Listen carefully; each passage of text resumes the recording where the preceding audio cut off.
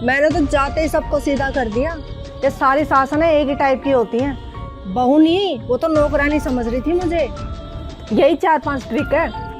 मेरे कहीं में चलेगी ना, ऐश करेगी ऐश। अब फॉर्मूले सुन, ससुराल में ऐश करनी है तो।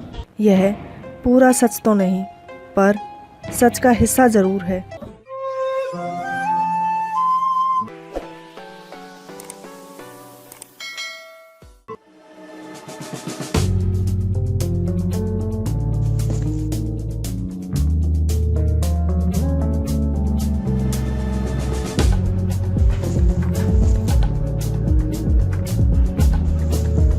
रेनू, अरे प्रिया, आ बैठ।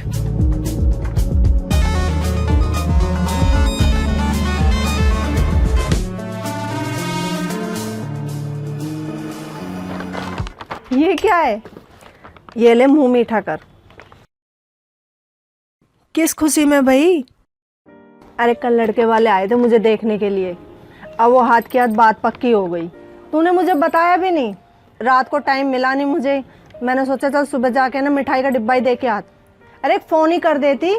अरे वो सब इतना जल्दी हो गया ना, टाइम ही नहीं मिल पाया। रात को फ़ोन करने की सोची तो उसकी बैटरी ख़त्म थी। फ़ोटो लेने के चक्कर में ना सारी बैटरी ख़त्म हो गई थी। अच्छा ये सब छोड़, ये बता कौन कौन है तेरे ससुराल में? ससुराल में मम्मी जी हैं, पापा जी और एक नंद है, और ये बस छोटी सी फैमिली है। ओ हेलो, ये मम्मी जी कुछ नहीं होता। ये सारी सासनें एक ही टाइप की होती हैं। ये सास है ना, सास बन के ही रहती हैं। इन्हें ज़्यादा ना सिर पे चढ़ाओ, कितनी इज्जत दे लो, इनकी दुम सीधी होने वाली नहीं है। ज़्यादा सिर पे चढ़ाने की ज़रूरत नहीं है किसी को।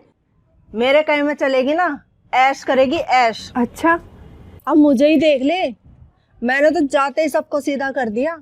अब मेरी सास ने सोचा बहू आई है। बहू नहीं, वो तो नौकरानी समझ रही थी मुझे, लेकिन मैंने सबको एक लाइन में लगा दिया।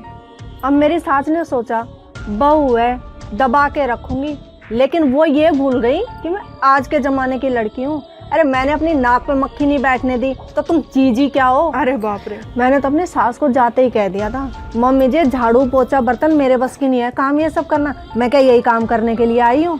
काम वाली लगा दो, मेरे बस की नहीं है ये सब काम करना। मैं काम वाली लगाओ पहले। मेरी सास ने पहले तो मना कर दिया, नहीं बेटा हमारे घर में कोई काम वाली नहीं लगी आज तक। लेकिन मैं तो अड़ गई। अब फिर मैंने ये बोल दिया, भाई करना है तो खुद ही करो, मेरे बस की तो है नहीं काम। सास बोली ठीक है बेटा मैं कर लूँगी। हाँ मैंने भी बोल दिया, करना है तो कर लो। 1-2 दिन तो करा, फिर बेटे से भी रहा नहीं गया, इनके लगवा दी। हाँ तो तेरे पियर में कौन सी काम वाली थी? वहाँ पे भी तो तू खुद ही करती थी, और अब भी तो कर ही रही है ना। तो हाँ तो जरूरी है कोई? अगर पियर में काम करा तो ससुराल में भी जाके काम करो। अरे वहाँ तो अपनी मालकिन हूँ मैं क्यों करूँ वहाँ पे? यहाँ पे भी करो, वहाँ पे भी करो। अब फॉर्मूले सुन, ससुराल में ऐश करनी है तो मैंने भी अपनाए थे। मैं पता क्या करती, सब्जी बनाती, सब्जी को जला देती, कभी इसमें नमक ज़्यादा कर लेती। तू ऐसा करती थी? मैंने तो सोच रखा था अगर एक बार बढ़िया खाना बना के दे दिया ना, तो सारी उम्र मेरे सिर आएगा ये काम। मेरी सास भी इतनी ढीठ, पता क्या कह रही थी, बेटा कोई बात नहीं, तुझे नहीं आता कोई नहीं, मैं सिखा दूंगी तुझे, तू धीरे धीरे सब सीख जाएगी। अरे मैं हूँ तो सही, बड़ी आई मास्टरनी मुझे सिखाने वाली, मुझे सिखाएगी। अरे मैं तुम्हें सिखा दूंगी। और तरीका सुन, अगर घर में मेहमान आ जाए ना, तो पता क्या, ऐसे बोलना, मम्मी जी मेरी कमर में दर्द हो रहा है। अब क्या करेगी सास? खुद ही करेगी। तू तो बच जाएगी ना काम करने से। और अपने सिर का दर्द है ना परमानेंट रखना, जहाँ 4 आदमी जुड़े नहीं घर में और कह देना मम्मी जी मेरी तो है ना सिर में दर्द हो रहा है। ये है ना ट्रिक, फिट बैठती है। तेरे सिर दर्द का बहाना तब तक रहना चाहिए जब तक है ना उनके सिर में दर्द ना हो जाए। इन सासों का एक पंगा और रहता है, बहू के पहनावे पे। मैंने भी आजमाया था, मैंने तो कह दिया था मम्मी मैं जैसे मर्जी आएगी वैसे कपड़े पहनूंगी। मेरी सास ने बोल दिया, फिर बोली नहीं बेटा ये कपड़े घर में मत पहन, तुझे अगर घूमने जाना हो ना तो तब पहन लेना, ये है ना घर में अच्छे नहीं लगते। अरे मैं अपनी मर्जी की मालकिन हूँ, जो मेरी मर्जी आएगी वो मैं करूँगी, तुम्हारी क्यों सुनूँ मैं? तुम होती कौन हो मुझे समझाने वाली?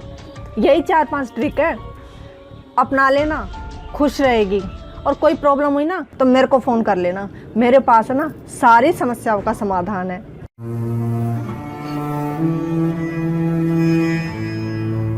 रेनू, मैं नहीं जानती तेरी सास कैसी है, तेरे हस्बैंड कैसे हैं, लेकिन मैं तेरे को अच्छे से जानती हूँ।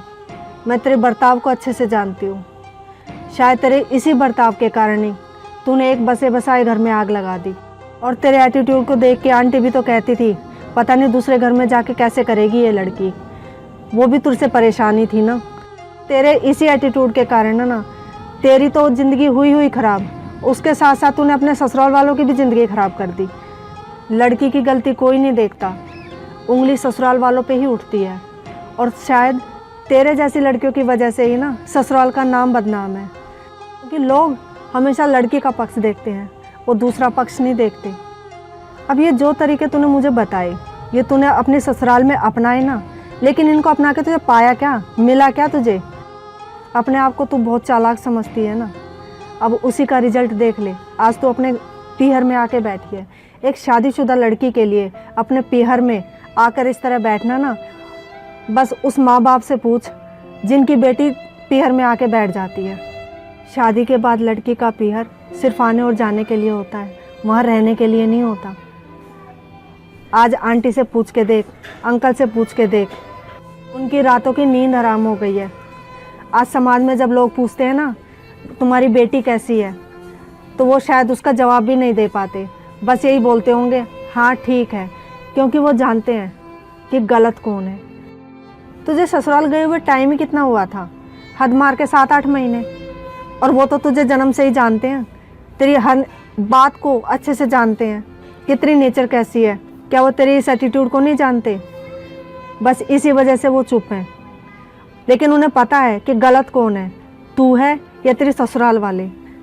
आज तेरे इसी एटीट्यूड की वजह से तेरे हस्बैंड तुझसे तलाक लेना चाहते हैं। ससुराल वाले तुझे देख के राजी नहीं है, तू ससुराल वालों को देख के राजी नहीं है।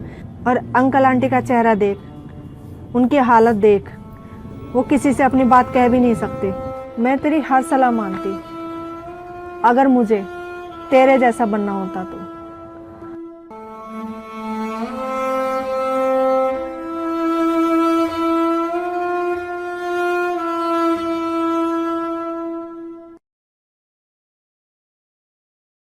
समस्या का समाधान इस बात पर निर्भर करता है कि हमारा सलाहकार कौन है। ये बहुत महत्वपूर्ण है, क्योंकि दुर्योधन शकुनी से सलाह लेता था और अर्जुन श्री कृष्ण से। हाय फ्रेंड्स, ये वीडियो देखकर आपको क्या लगता है, कौन सही सलाहकार है, रेनू या प्रिया? अपना जवाब कमेंट बॉक्स में लिखकर बताएं।